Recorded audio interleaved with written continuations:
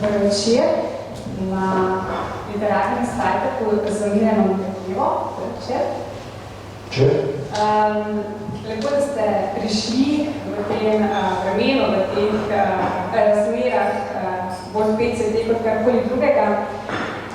Milan Dekljeva je pesnik, pripovednik, dramatik in esejist. Rodil se 17.10.1946 v Ljubljani. Diplomiral je iz primerjalne književnosti in literarne teorije na Univerzi v Ljubljani. Bil je urednik, ogromno je prevajal, veliko še piše, deluje na različnih področjih. Do upokojitve je urejal otroške in mladinske programe na televiziji Slovenija. Je član glasbene skupine oziroma zasedbe Salamander, komponist, nekoč navdušen igralec ragbija in waterpola. Milan Dekljeva piše tudi poezijo in prozo za otroke, TV scenarij ter privatno glasbeno publicistiko. Prevaja iz angleščine in italijanščine. Za svoja pesniška, esejistična in pripovedna dela je prejel najpomembnejše nacionalne nagrade, med njimi Prešernovo nagrado za življenjsko delo. Avtor 25 pesniških zbirk, 8 romanov, 3 knjig, kratke proze in 4 esejev, izredni član Sazuja, tako tokratni literarni gost. Vaša literarna pot je zaznamovana in prepletena z glasbo, v romanih Timiko, Pet za kvartet, Sobotorelega Bumba, tudi posredno za Pleševa Dante, veliko je glasbe. In kako torej prepletati te veliki ljubezni? Ja, kako se prepleta to v mojem življenju? Dolgo sem se odločal med glasbo in literaturo, zdaj mi ni žal, ker sem stara leta spet bolj intenzivno se začel tudi z glasbo ukvarjati, tako da s to bi področji pokriti. Najprej gremo k otroški prozi, poeziji, ki jo prevajate, pišete. Kako je v bistvu prevajati iz angleščine, bom rekla, ker svetovne klasike, recimo Zverjasec, Zverjašček je priljubljen tako pri tujih bralcih, kot recimo pri slovenskih. Kako se preigrava na tak način, recimo z besedami, tudi recimo pri čakanju tovarne čokolade, babica, barabica, ki v bistvu zelo pritegnete najprej poslušalce, potem tudi mladinske bralke? Vsi ti avtori in besedila, ki ste jih navedla, so res zanimivi za prevajati, ker so igrivi in jasno angleščina zelo močna v besednih in zvočnih in pomenskih igricah, tako da je to lep izziv in meni je vedno neka potrditev, kako lepo je, da smo urejeni ta močen jezik, kakršna slovenščina, ko se da marsikaj, če ne vse prenesti tudi v naš materni jezik. Pri tem se vidi velika odgovornost pri prevajanju, zanima me pa tudi oddaja Belinček, išla je potem tudi recimo določena besedila, ki jih poje otroški zbor RTV Slovenija na Zgoščenki. Kako se v bistvu v današnjem času, pa tudi v prejšnjim, recimo 10-20 let nazaj, bilo soočati na eni strani z otroškim svetom, z njegovo psihologijo in na eni strani staj, da otroka potegne v ta svet in da prepriča in da ne odvrne, hkrati pa je v bistvu še to vse eno na nek način na trdnih tleh in ne gre za na nek način prisilno pluralizacijo in popularizacijo literature. Ne vem, jaz sem ta privilegij in sreča, da so bili okrog mene vedno otroci, tako da nisem nikoli imel s tem kakšnih posebnih problemov. Hitro sem lahko prestopil iz igre z njimi v igro z besedami, tako da tukaj nisem nikoli niti veliko razmišljal o tem, da bi delal kakšno posebno razliko, kako pisati otroško literaturo. Zdi se mi, da so otroci zelo dojemljivi da ne razumejo tudi stvari, ki ponovadi mi mislimo, da jih ne, vendar jih dojemajo na nek drugačen način, recimo na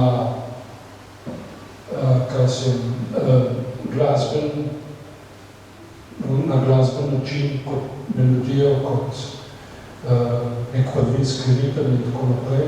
To so stvari, ki so jim pravzaprav prirojene.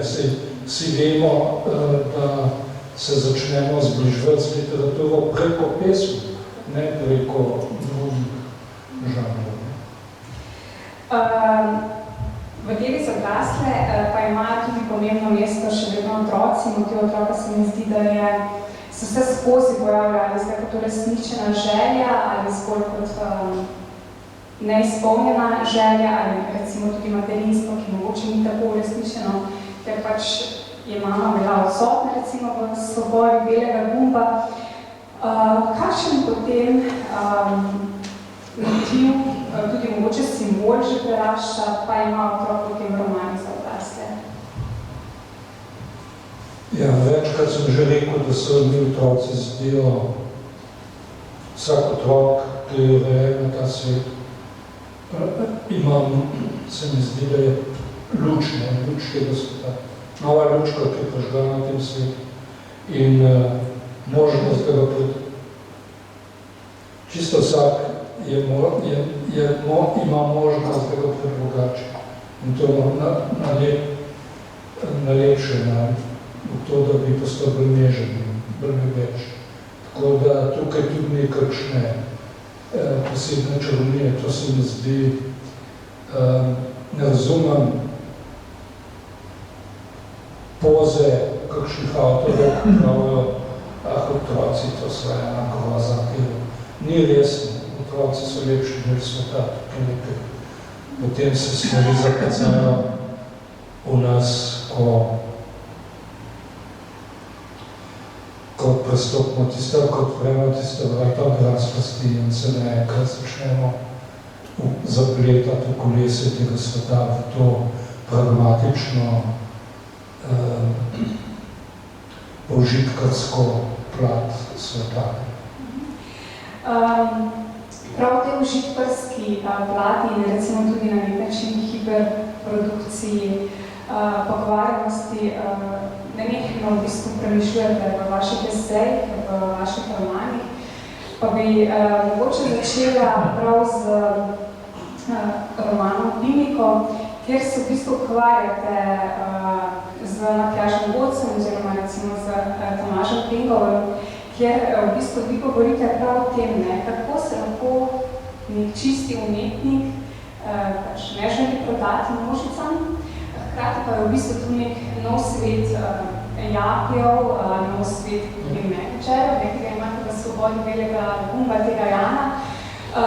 Kakšno je zdaj to razmerje med temi generacijami, ki jih recimo opisujete, vse skozi ocenjujete na nek način, preigravate v bistvu te položaje, v katerih smo se recimo zdaj znašli, pa 20 let, 30 let nazaj?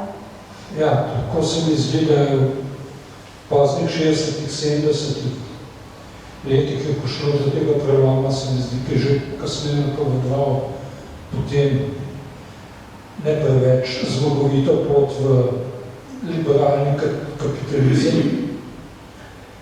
Takrat so se začele stvari lomiti in jaz sem skušal prav to razpoko nekako poudariti po tem romanu, da so še ljudje starega kova, ki pa nekako padajo ven iz časa, oziroma se ujamejo neko časovno zanko in začnejo zaostajati vsaj v očeh tistih, ki so tega sveta polaščajo z neko silno voljo in željo po oblasti in moči. Prav to se mi zdi, kako na nek način srhljivo podavljate ta razkol ljudi, ki hočejo te protagoniste, ki jih recimo imate v Pimniku, potem tudi v Kvartet za 5 v svobodi belega gumba, kjer govorite med razpolom med znanostjo in umetnostjo, kjer v bistvu se zlorabi in umetnost in znanost samo v pridobitništva. Kako v bistvu potem upeljujete nek družbeno-kritični diskurs?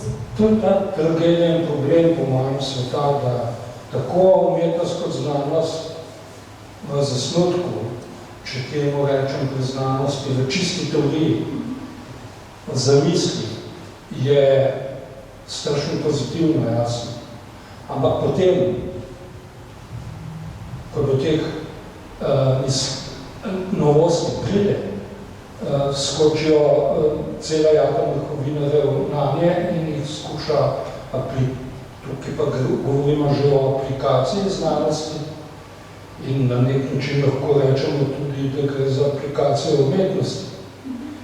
Umetnost jasno stvarja nek množičen kapital, zelo močen trg, predvsem vanje pritegne mlade. Pri znanosti pa vemo, da gre lahko za zelo pogubne stvari pri aplikaciji. Tukaj zdaj okrog nas vidimo, kaj se je zgodilo ob tem, da ne moramo zaupati niti res, kako bi rekel, resnicoljubnim znanstvenikom, še manj pa tistim, ki z znanostjo in njenimi izsledki manipulirajo. Je na nek način potem roman Oko v zraku, v katerem gre za tudi del v bistvu vaših osebnih izkušenj, recimo z preuratniškim ravnanjem, kot ste takrat imenovali, torej za zasedbo filozofske fakultete, z uporom, za v bistvu igranjem na druge inštrumente, ki jih ne. Prav mogoče je ta odgovor, ki ste ga ves čas, v katerem razmišljate, ki ste ga že podali takrat za skupino, študentov. Pa sej, že 68 smo se veliko spraševali, kaj pa bo čez 5 let, kaj pa bo čez 10 let.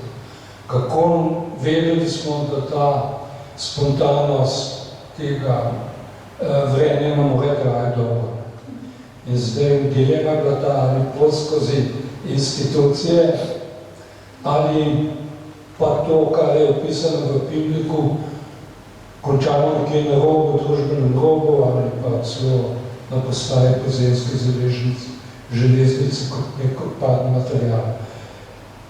In če zdaj gledamo nazaj po teh 50 letih, večina se je podala na pot skozi institucije in kar neki pomembnih članov in členov te revolucije, ko sme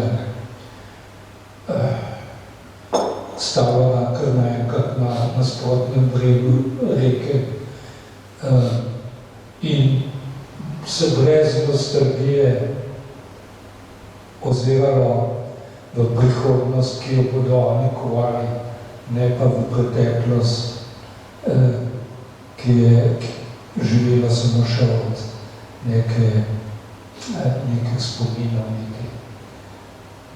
Ker tudi ljudje, recimo Leon, je eden izmed tistih likov, ki na nek način ne želi iti na drugi breg, pa čeprav recimo sploh recimo ni zdaj ne vem kako veren, in v bistvu prisilno upokolijo in je tisti zopet en marginalec, ni zdaj umetnik, ampak je delavec na fakulteti, raziskovalec zametkov pedagogike, ki pa postane nevaren samo zaradi seveda drugačne miselnosti, kot se je kazalo takrat. Ja, veste, morate se nekaj zavedati, da zdaj vi dosti več veste o mojih besedilih, kot jaz. Vi ste pred kratkim brali, kot vidim, jaz pa ne. Tako da vam moram kar verjeti in zaupati. Če se tako, kar se tiče tega branja in interpretacije, se mi vemo, tudi vi veste, ker tudi pišete, da je stvar hermenevtike vedno stvar srca in etike in kako beremo, je pač odvisno od nas lahko knjigo ravno tako beremo mimo njene intence osnovne, jo zlorabimo, jo napačno interpretiramo, lahko pa izkušamo slediti oziroma samo lahko smo pretreseni od tega, pred kakšno vprašanje nas postavili, se to je jasno. Zanimivo se mi zdi, da opozarjate o teh aplikacijah, te stvari sva že načela o tej digitalizaciji sveta, o tem tudi pišete v esejih. Kaj je digitalizacija in kaj je recimo umetnost? Ker pravite v eni izmed del, kako je v bistvu čudovito se čuditi, to nikoli ne to v bistvu ta digitaliziran svet tega nikoli ne preseže. Ja, to se večkrat sprašujem. Kaj se je zgodilo oziroma kakšen pomemben prevrat je pravzaprav to vstop v digitalni svet. To je svet, ki pozna samo dva odgovora jasno. Nič ali pa je odsotnost impulza ali pa reakcija na impuls. In ta svet ne more biti, hočeš, nočeš črno. In zdi se mi pa, da je človek do sedaj, to se pravi, ker je vsaj, če govorimo o začetku kulture za recimo 10.000 let, deloval analogno, to se pravi, da je deloval z vsemi nijansami, z vsemi prilivi med da in ne. Če odmislimo vsak dvom, vsako zagato, potem pridemo lahko do nič ali ena, ja ali ne. Če pa svojo eksistenco gledamo kot nekaj zelo skrivnostnega in svet prav tako, potem se mi zdi, da nič ali ena ni dovolj za biti tukaj in biti izpolnjen. Ker tudi ta vaš roman Pet za kvartet, ki je šel letošnje leto, se mi zdi, da v bistvu je dokaz temu, da lajvaki, v bistvu jih pišete tako, kot se izgovarjajo, so še zmeraj v Sloveniji umetniki, ki so ostali v Ljubljani, Eva bo mogoče odšla v tujino, da je umetnost še zmeraj več kot vsa ta digitalizacija in da je njihova obranost, potem neki notranji razklanosti njihovih ljubezni, še zmeraj lahko so obrani. Čeprav recimo tudi čakal Klaudija, ki se mi pa zopet zdi mogoče kot na nek način mehanizem, ki zelo dobro naštudirano upravljamo. Ne vem, mogoče je v moji analogni pameti nekaj pokvarjeno, ampak umetnost je edina stvar, kar me res kar naprej privlačimo. Znanost tudi, ampak na drug način. Umetnost pa čisto zares se mi zdi, da je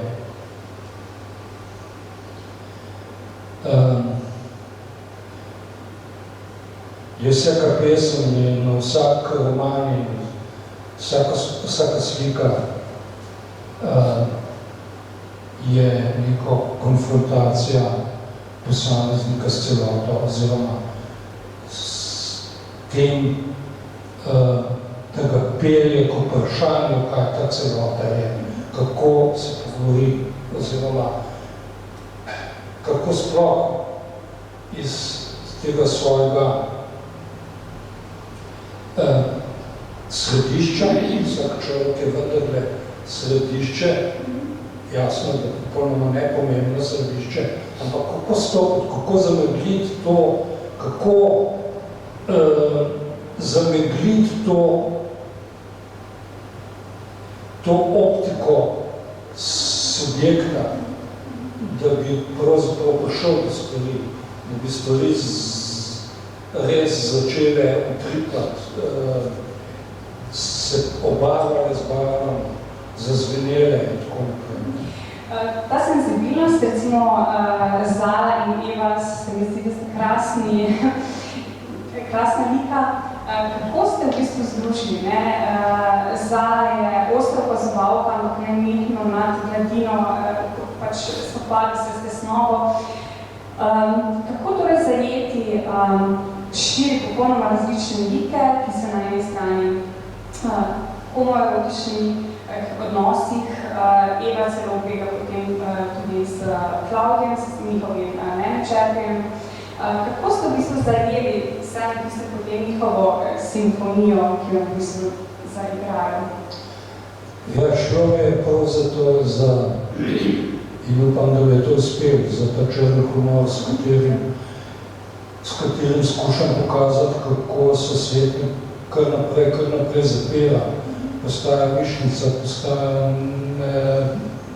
nevaren za te protagoniste. Oni pa nekako ustrajajo vsak na svoji poti in poleg tega morajo še poskusiti poslušati svoje glavnice, da bi varno prišli čez vse te pasti. Čez vrlo, na kateri čaka Barbari? Ja, vidite, on je tak, zanimiv lik. Kako živeti svet nazaj, vse vemo, da vsi to poskušamo. Bi prebrali? Na začetek. Iz tega romana? Ja, glede na to, da zdaj izhaja, bi bilo dobro na koncu začetek.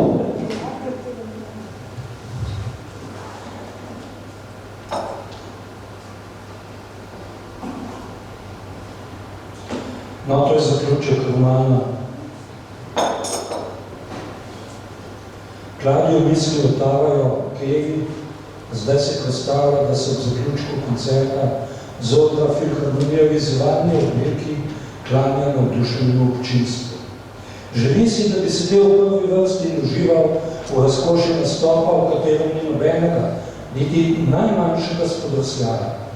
Kar je v svetu, ki je usodno nepredvidljiv, do zadnjega kvarte in kvante, mogoče le v teoriji. Tedaj zazna, da stoji ob cesti dolgolasi policist, ki spominja na Eleno Angel, z visoko dvignjeno roko ga nekaj opozarja. Okrog njega pobliskavajo majhne diodne žarnice, se mu zdi. Rdeče, kot producentova razgreta krito, pa zagotovo. Zaradi nje v mislih imamo kri, Evo pa tudi, je precej zmeden in raztrecen in ne začne takoj zavedati. Presenečen opazuje, kako postaje tovornjak pred njegovo kašljajočo klimakterično škodo vse višji. V duhu mu odmevajo apokaliptični takti adagija Betonovega kvarteta, ki ga bo kmalu poslušal v Ljubljani. Eva jih izvaja s takšno strastjo, da mu hladilnik v glavi odpove. Klaudijo razum zakuha, tu ne potrebujemo neklicajne pike. Namesto, da bi se mu pred očmi odvrtelo življenje, zagleda Evo, ki se zbudi in se poboža po vratu in prsih. Eva se v pogledu na nožni palec razveseli. Klaudijo razmišlja o lepi prihodnosti kvarteta. Zanjo sem zaslužen, vsaj za noht na nožnem palcu. Tudi jaz, si reče Klaudijo.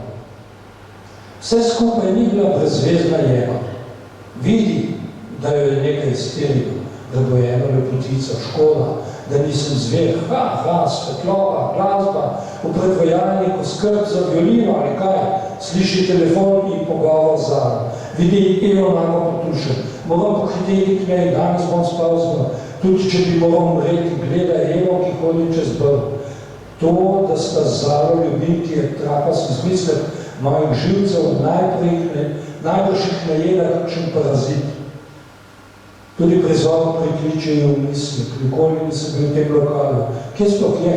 Mnogo bolje se počutim na visokih terasah, kot v prikliči. Spopad med Zaro in Evo, čeprav sem v besedi muprija. Tako kot Evina skrb, ko izjavi, da bi ga klic med šoferanjem po E55 zmotil. Prva violina rajskega vrta, niti treba skrbeti, da se boš postarala. saj si komaj vzcvetela, popek, vrtnice na mojem popku, narejen za glasbo, ženski popek namreč. Objavilih spominih se zmede. Sploh se ne moram zamisliti, da je bila nekoče prav. Še sebe si težko zamisliti, čeprav je bilo tudi nekaj neprijetnosti o edipovskih kompleksov in kompleksnih padcev, da sreča samo zlom golenice in ne zapestja. Sicer čala konservatorij, potem še kiksniti ne bi mogel in potem tisti poletni večer na terasi Nebotičnika ne bi bil poln erosa in miline, omame brez alkohola, predanosti vetru mojemu zavezniku. Klavdij razmišlja o nenavadnostih, s katerimi se spopada Eva, in to kot nalašč na dan koncerta, da si nisem tipa z nizkim čelom in staknenimi obrvmi kuverte, ki se je čudežno pojavila na mizici v predsobi in vseh drugih kuriozitet, kratko malo izmislil, jih sestavil v zgodbo, v zaplet moje želje po Evi, da ne bi bila goli objekt, običajen predmet, recimo jabolko, ki visi prek plota in ga utrkaš, če te je volje stopiti na prste, kmalu bodo imeli vajo. Zanima me, kako bo tekla, kako bodo igrali. Rozenkranc ima v tem dnevu veliko vlogo. Odkot Dionijo sploh takšno idiotsko ime? Klavdij je presenečen nad iskricami, ki se krešejo med Mircejo in Draganom, Mirčejo najbrž. Ah, ljubezen je pač ljubezen, ne glede na barvo in rodovnik. Postopamo dojema, da je Dragan všeč, da za violinista ni le dober producent, ampak tudi privlačen moški in to mu godi. Zakaj pa ne? Čeprav mu bo moral na human način povedati, da nisem Finokio. Težava je v tem, da ne vem, kakšen način je human. Če bo žaljen, za kvartet ne bo dobro, ali za kvintet, če se prištejem z zasebi. Prešinega na Evo vabil celo med narcise na Golico, a je ni zgledal niti milimeter bliže. Kaj šele pod kožo. In tako gre to naprej, v enem samem prizoru, ko se on približuje temu velikemu šleparju. Najprej ravnodušno, potem pa vzradoščeno, tik pred zaključkom improviziram. Jaz, ki so mi pravili, Klavdij, takole, kaj nam ta svet svetuje, ko se trese, ko nas strese sebe, medtem ko se glasba vrtinči po točki večnosti, po Madhausenu, gluhega notranjega ušesa, ki je vse slišalo in preslišalo. Ne bom pozabil, da uho ni uhl in sluh ni posluh.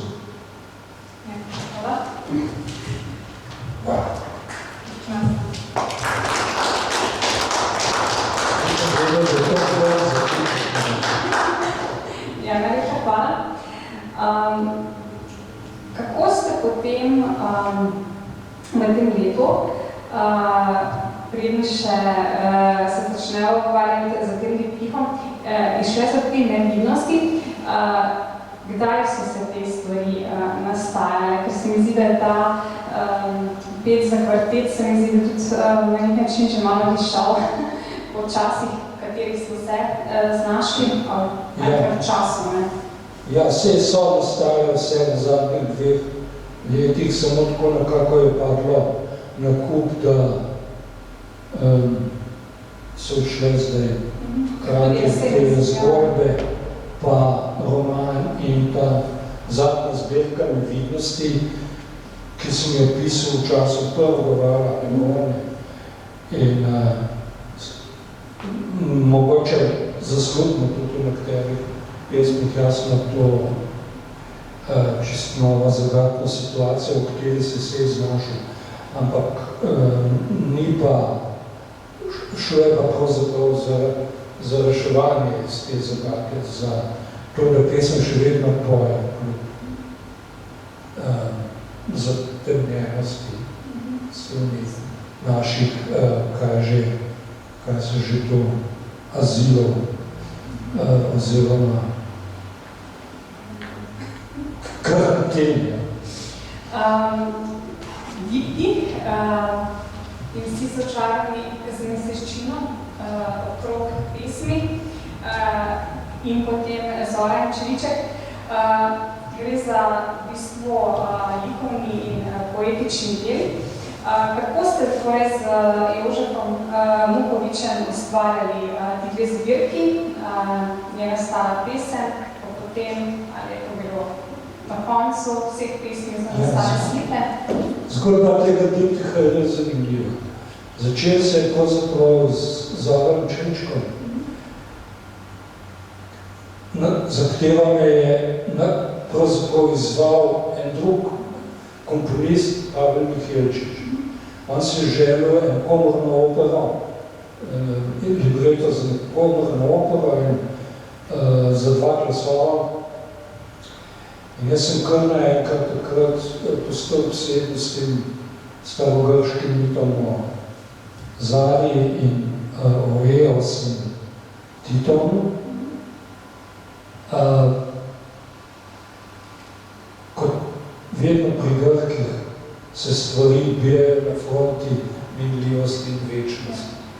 In zdela se mi je tak sončen lik boginja Eos, ki izprosi nesmrtno za svojega ljubimca človeka. Vedno pri Grkih gre za ljubezen med človekom in nesmrtnikom. Ne vedno, ampak vedno se vrača ta motiv, ampak ne sprosi pa na večne mladosti in pa se ne zdelo nekaj najhujšega, kar se lahko zamisli moja analogna pamet, človek, nesmrtno bitje, ki se stara. To se mi zdelo nekaj takega, da moram to opisati. In nastala je ta knjiga, ki ji rečem, je sončna knjiga. Ja, vse v bistvu je na nek način res svršen. Kar naenkrat sem se znašel v neki liturgiji, kar naenkrat sem se zavedel, da pišem krcane v Darkli, pa sploh nisem del hotel. Sama svojno je zanesla v neko musko in nek ritem, ki ga nisem niti pričakoval. Ker gre v bistvu res za neko čisto drugačno skrivnost, ki je pa potem tukaj. Mogoče, če bi se začek prebrali, Sam še to počal. To je bila Lunina knjiga in zato nastal ta diptih, ki sem ga pisal tudi že, te pesmi sem pisal že spovedno s tem, tako da sem in kasneje jih nadaljeval še, ko je bila Zora že narejena, potem prišel na idejo,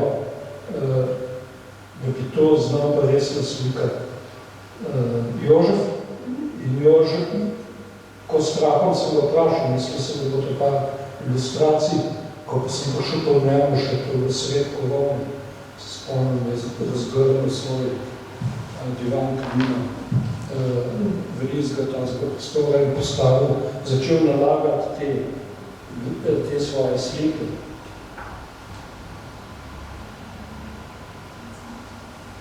In bilo jih je 34 epok, ko jih je zložil, ko je eno drugost, sem bil čist prosteljen na tega res.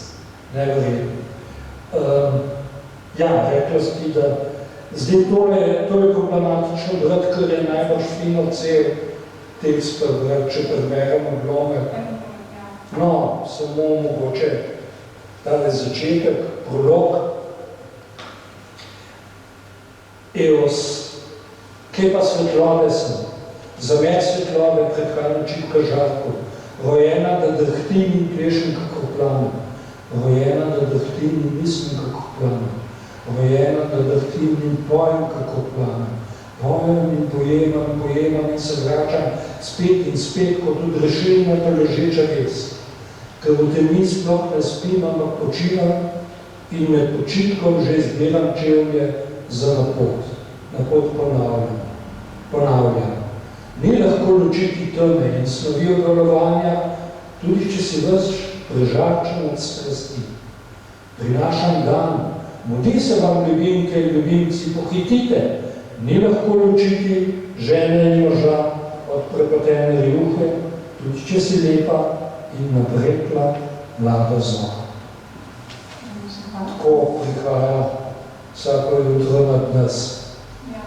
Ker se mi zdi, da gre za nek način krog. Te pesmi so veliko bolj statične, prizemljene, tu pa gre na nek način za izredno predihanost, izredno svetlobo in iskanje. Na nek način tudi teganje. Ja. Sonce je moški element, ne. Tu begajo, ženske ste pa dosti bolj zbrane in jasne in skrivnostne. Luna je čista skrivnost. Zato je tukaj te barve se vdibljajo nekje od srebrne pa do prek akvarelina do indigo modre. Tukaj pa je jasno paleta bolj napadana in nože med rumeno in oranžno in rdečo.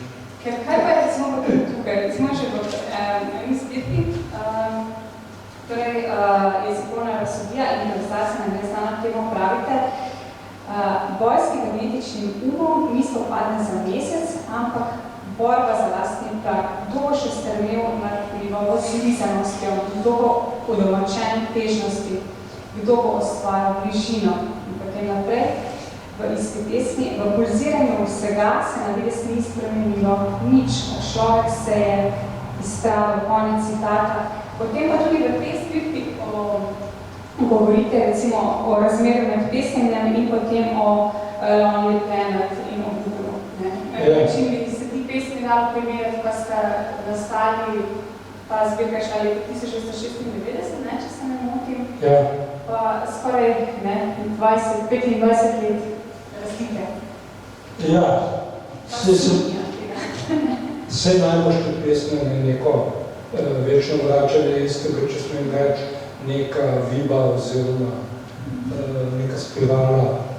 Skušaš poglabljati spoznanja in vsi vemo, da ko življenje,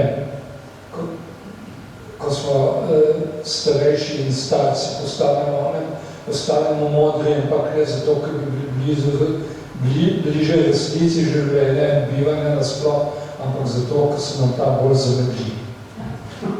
Zanimiva teorija. Oziroma teza. Ja, bi prebrali še iz te zbirke, mogoče pa se lahko, mogoče več pesmi, ker se zdaj lahko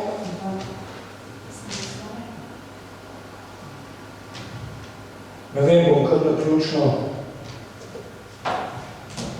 Vidiš človečka, kako je droban, kako objema svoja kolena in si grize ustnice. Vidiš človečka, kako je obožen, sredi vesoljske glave, sredi kozmične gobe.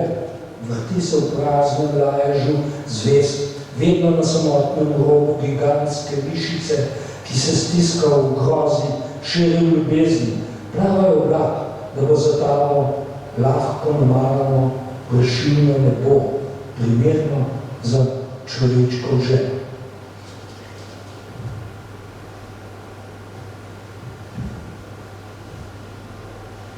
Vsaka pesem je zaslutek in vsak zaslutek je pesem. Besede umirajo brez besed in za sabo ne puščajo vonja, v spremembi svetlobe pa ni znanstvenih dokazov, se to lažiš. Ko se nagibaš, ko lebdiš nad zavestjo in poslednjič, kako Buda, zavrisneš nad osupljivo lepoto stvarnosti, skrivaš drobno, nepomembno molekulo ščrk, zaimek ali medved in jo tihotapiš v prosojno, temno neizmernost, čeprav veš, da pred rojstvom ni ne igre, ne smisla, ne zveta.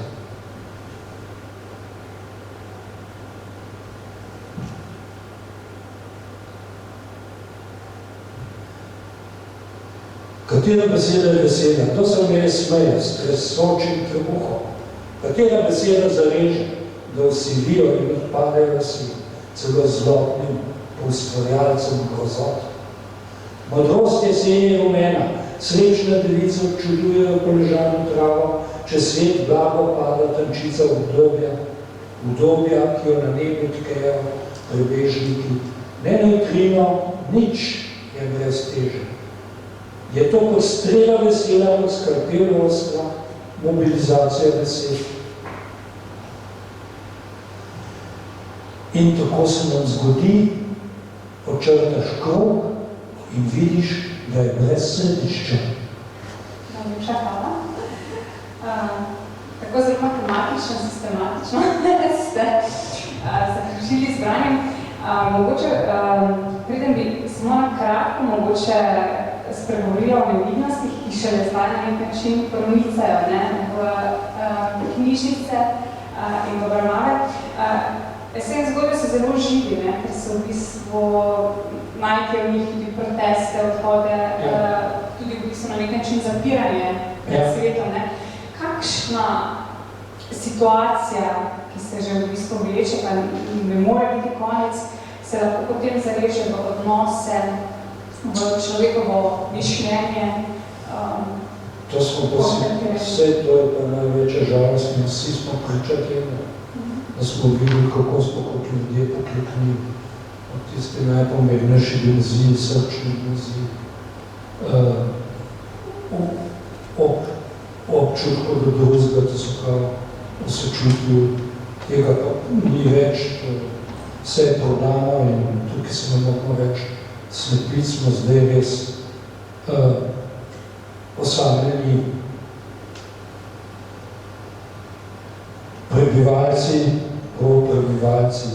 tega modrega planeta, ki morajo na novo začeti zidati neke povezave. Zdaj izgleda zelo plavno. Tukaj se mi zdi zanimivo prav to. V prejšnjih romanih ste se recimo ukvarjali s posameznikom, z genijem, ki ga svet ne razume in so za njega lahko obožajoče navidezne programe, recimo z Vladislava Petrana, pa potem preprosto, recimo nekaj odklonskosti, odvisnosti. Tukaj se mi pa zdi, pa potem recimo na Svobodi Belega Gumba, kjer že recimo nakazujete teroristični napad, ki se zgodi v Madridu in tako naprej, vse te drobne vojne, ki grize posameznice recimo Ano Karin, in potem ti napadi te vojne in zdaj na nek način prav v teh zgodbah, ker je ta zbirka, kjer se bere, ker se lahko najde vsak posameznik v tej množični vojni, ki jo bijemo, predvsem razviti svet. Ja, no tako. Ne vem, mogoče bi raj kar pobral nekaj. Tukaj sem bil zelo včasih malo foričen, včasih pa kar potlačen. Tako da mogoče kratek esej, ki to ilustrira. In to je ta esej o vzhičenosti in potrtosti. Zdi se mi, da smo v tem času vsi na podobno, da nas meče z enega konca na drug.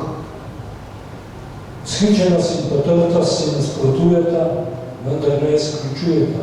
Zlahka razumem vsakogar, ki je taki potrt in bo jutri vzhičen. Kdo med nami se lahko v 3.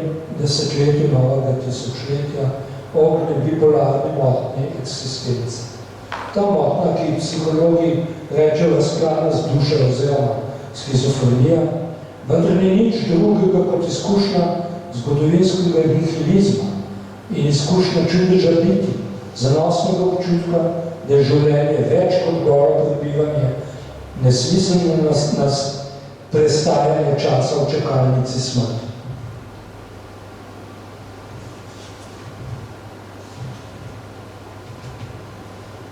Težava nastane, če skrajnosti spremenimo v projekt in živimo v stadiju nenehne vzhičenosti, kako temu reče Pascal Bruckner. Ali nenehne potrtosti, obe stanje sta smrtonosni, drugače mora biti, saj sta ideološki konstrukt liberalnega kapitalizma ali odrešenske eskapologije. Prvi nam vsiljuje stvari in lastnino kot nadomestke resnice, druga nalikovanje trpljenja in pokore kot napotila v onostranstvo. Skrajnostmi, to se pravi z mejami, težko shajam. Meje me opozarjajo na mojo zamejenost in omejenost. So plod, kot pravi Miroslav Holub, ki zamejuje nič od ničesa, torej absolutni plod. Iz nakupovalnega središča človek ne more priti razigran, ampak potrd. Kaj pa iz katedrale? V hramu človeškem zavetišču svetega lahko doživi dve skrajnosti, prisotnost ali odsotnost absolutnega. V prvem primeru se počutim kot smet, v drugem pa kot smetar, ki se je znašel v razkuženi operacijski dvorani. V obeh položajih, morda bi moral reči v obeh situacijah, se moram odpovedati robu materialnemu ali duhovnemu. Če tega ne storim, z lahko dušo, torej prostovoljno me čaka brezup. Prostovoljnost je namreč meja moje svobode. Zamejenost in omejenost si moram na ramena oprtati brez godrnjanja in pomislekov. Potrebujem nahrbtnik, v katerem so, kot pravi Tomaž Šalamun, gobice težke v Božjo mater. Brez njega se ne morem povzpeti na vršac, ki bi podaril pogled brezmejnosti. Brezmejnost kot živetje ni nič takega, kar doživljajo Zaratustrovi orli. Saj tudi gora, na katero sem trudoma privezil, ni Olimp, mogoče vzpetina, mogoče samo krtina, jaz pa slepi krt na njenem vrhu. Nisem prišel visoko, kljub temu pa sem navdušen nad vetrom, ki je povsem drugačen od včerajšnjega. Še dobro, da sem slep, sicer bi videl visoko na nebu krožiti kamer. Absolutni plod moram doživeti kot brezmejnost, zamejenosti in omejenosti. Takšen plod je v krogu in stoji na koncu vsega. Samo na koncu vsega je mogoče razmejiti, če se vrnem k Hollandu, prostor, kjer ni ničesa, od prostora, kjer je to isto. To isto sem jaz, kot prostovoljna predstava sveta. V ogradi sveta krožim nad vzhičenostjo in potrstostjo. Delamo slice, niham v osrčju oboda, ki me prijazno odbija nazaj, v notranjost vsega karijera. Pusti mi živeti, ker sem človek in se bojim brezmejnosti, poskušam biti previden. Poln zlih sluten, stopicljam okrog stvari, ki so mi blizu in se mi zdijo znane. Stopicljam in ne vem, če bom še kdaj doživel čudež vzhičenosti. Za potrtost me ne skrbi, vajna se zadevam in spotikam dan za dnem. No, ni slabo, še zmeraj nisem nenehno potrt. Nenehna vzhičenost je do mene za zdaj prizanesljiva in se ne ugiba. Še vedno sem schizofren, hvala Bogu. Še vedno sem bipolarno motnim elektron, ki v brezmejnem magnetnem polju nima obstanka. Kdo me žene? Naravost ne mira. Preveč preprosto odgovor. Boljšega nimam, postajam potrt. Najlepša hvala.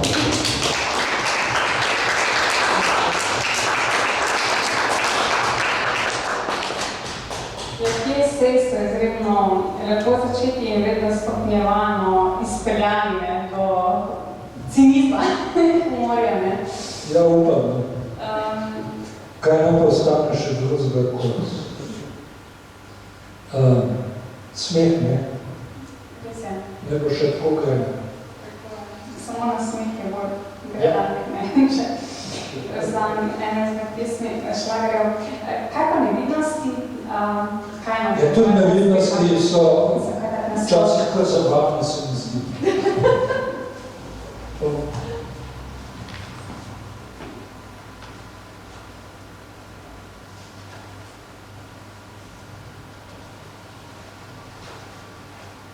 recimo, ne vem, tukaj na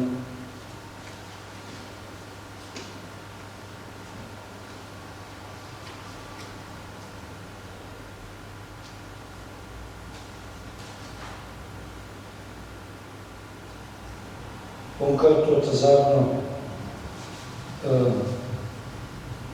zadnjo pesem prebral, da se vidi, kam so me prtolale te nevidnosti. Zakaj ocenjujemo rahlost nevidnosti? Rahlejše so kot sol sveta in potica. Rahlejše od okušanja biti, ki še ne postaja kvas. Nobeno tkanje, ki se zgleduje po sitkosti sipin, ljubeznivost, vzhičenje in duhovni zanos, niso tako rahli kot nevidnosti.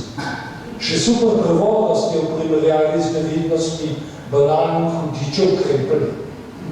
Približek rahlosti je algoritem kozmičnega stanja, ki mu malomarno rečemo začetek ali stvarjenje. Njegov izpev je odmev naše prepuščenosti, nedoločljivost. Žetev kvantnih polj je muhasta, rahlost nevidnosti je navihana, pavlihasta. Najlepša hvala. Klema, najlepša hvala, ker ste bilo moje hitro. Za povabilo, hvala. Jaz z veseljem. Ima kdo kakšno vprašanje?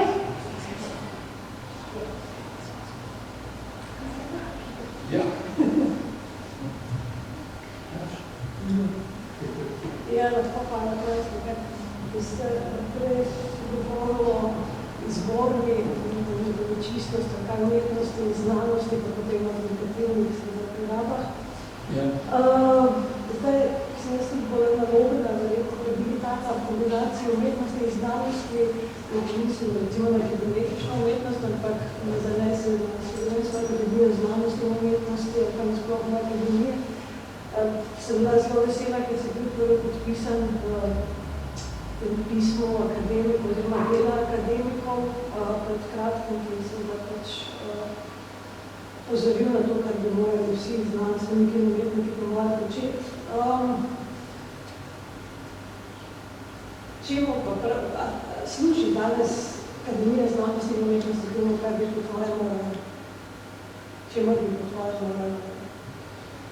Ja, kar se tega tiče, ko ste rekla, da bi se morala odzivati jasno, se strinjam in to misli kar precej ljudi tam na akademiji. Zato sem tudi postavil na to, da bom sodeloval v komisiji, ki jo vodi Tine Hribar za človekove pravice. In naša želja je, da poskušamo čim ažurneje odgovarjati na take probleme, ki se pojavljajo. Problem je pa pravzaprav znotraj akademije to, da še vedno ni presežena neka, kaj se jim, uniformiranost te ustanove, neka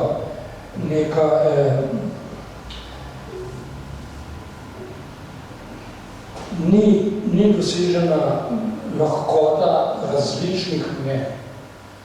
Tako da še vedno je ustanova nekako sestavljena kot piramida in če na dnu kaj završi, potem mora pravilnost tega vršanja oceniti vrh te piramide, kar je jasno neumno. Tako da zdaj se ravno pogovarjamo, kako sploh nastopati v Komisiji za človekove pravice, če se z njo ne strinja vrh te ustanove. Najboljše odločitev druge ni mogoče, da nastopamo podpisani svojimi lastnimi mnenji kot člani komisije pri SAZV, ne glede na to, ali se vodstvo z našimi izjavami strinja ali ne. To je nakratko rečeno ta problem. Jasno je, da se ZUM ni poklicala za to, da se vpleta v vsakodnevne politične barufe in prepire. To bi bilo nesmiselno.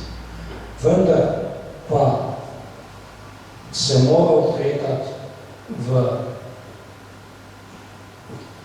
tistem hipu, ko gre za načelno kršenje človekovih pravic in svoboščin, to se pravi, gre za vsakega posameznika, predvsem pa ranljive skupine, ki nimajo kakšne posebne družbene moči.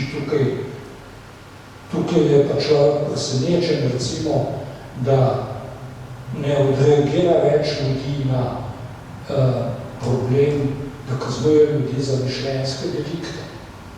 Prišli smo leta 21 do tiste točke, kjer so ostali jugi, ki smo ostali jugi že presegli. In jaz se spominjam, ko sem takrat sedel v eni drugi komisiji, ki je vodil sjajen pesnik Veno Taufa, začrtali 113. člena stare jugoslovanske ustave, ki je kaznoval ravno mišljenjski delikt, da smo takrat lahko javno pisali in da je javnost tudi pravilneje odreagirala na tisto, kar smo mi postavili kot vprašanje, kot pa se to dogaja danes, ko je ta komplot elektronskih zaplotnikov naredil iz pravih informacij gost neke nesmiselnega blebetanja. Blebetanja in jasno žaljenja in zmedenja ljudi. In tukaj treba, po mojem, samo ustrajati na tistem, o čemu smo prej rekli. Čista umetnost in čista znanost, brez aplikativnih primesij ali ideoloških zlora. Nimamo druge možnosti. Še vedno je literatura ali pa umetnost nekaj, kar stori ta svet bolj zanimiv, bolj barvit, predvsem pa tudi bolj nežen in sprejemljiv za drugega, zato da spostavlja neko pravo komunikacijo. Žalitve pa ne imajo tisti, ki so se odločili, da bojo svoje življenje enostavno prešpricali na tem svetu. Hvala za odgovor, hvala za vprašanje. Petra, še kdo? Mogoče vse je ne seveda biti odpravno, ampak ti imaš v tej svojem romaneskem opusu, obdelaš pravzaprav 20. stoletje na nekih, slovensko 20. stoletje, na nekih prelomnih točkah skozi nekove nosilce, sprav, novoveško pogled skozi te ljudi. Potem ta 60. leta skozi predvolava, skozi Haca, zdaj je Lajbah, ka imaš še na koga vrhu luče. Še to pa kaj? Ravno neki meče luče.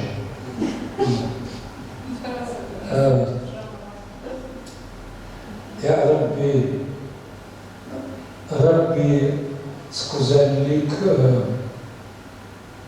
prikazal celo, to je 20. stoletje, kot prav od še pred začetkom prve vojne, pa preko požiga Narodnega doma v Trstu leta 20, pa tistih zaglatnih let medvojnih, do povojnih tega režima, ki ni razumel, kaj človekova svoboda v resnici je, ko tja do tistega, do leta 70. Več ne gre v eno življenje. Če pogledamo, bolj sem pa Hvala za vprašanje, hvala za odgovor, še kdo? Najlepša hvala tudi vam za obisk. Želim še vam naprej lep večer. Hvala.